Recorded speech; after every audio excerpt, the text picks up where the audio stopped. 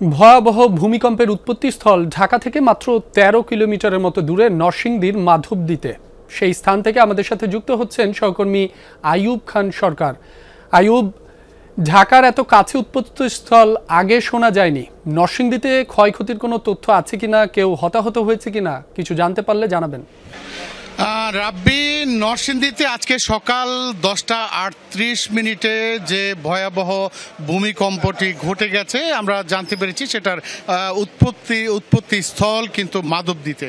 তো এখন আমি রয়েছি রাব্বি নরসিংদীর সদর হাসপাতালে রয়েছি, যেটা জানতে পেরেছি যে নরসিংদী সদর উপজেলার গাবতলী এলাকায় একটি পার্শ্ববর্তী বাড়ির 6তলা একটি ভবনের উপর থেকে ইট পড়ে পার্শ্ববর্তী প্রতিবেশীর একতলা ভবনের যে 3জন প্রতিবেশী গুরুতর আহত হয়েছেন, তার মধ্যে বাবা, ছেলে এবং মেয়ে। তার মধ্যে মেয়ে এখন নরসিংদী সদর হাসপাতালে চিকিৎসাধীন আছেন। বাবা এবং ছেলেকে ঢাকা মেডিকেলে মুমূর্ষু অবস্থায় ঢাকা মেডিকেলে পাঠানো হয়েছে।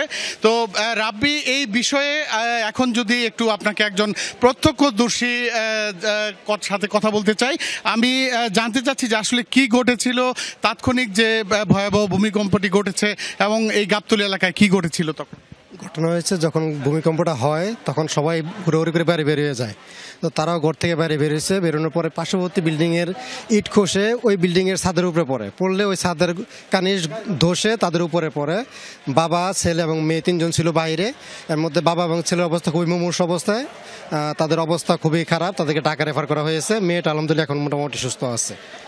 আচ্ছা রাব্বি, আপনি শুনতে পাচ্ছিলেন এই গাবতলীর এলাকার একজন প্রতিবেশীর কথা। আর এখানে আসলে এই আমরা যে সদর হাসপাতালটিতে রয়েছি, এই সদর হাসপাতালেও আমরা এখানে নরসিংদী শহরে যে ভূমিকম্পে বিভিন্ন মানুষ আসলে যারা আহত হয়েছেন তাদেরকে এই হাসপাতালের যে জরুরি বিভাগ রয়েছে, জরুরি বিভাগে এখানে বেশ কিছু আসলে মানুষ কিন্তু চিকিৎসা নিচ্ছেন, প্রাথমিক চিকিৎসা নিচ্ছেন। কেউ হয়তো ভয় পেয়েছেন, যারা আসলে হৃদরোগী রয়েছেন তারাও এখানে সাময়িক এখানে প্রাথমিক চিকিৎসা নিচ্ছেন।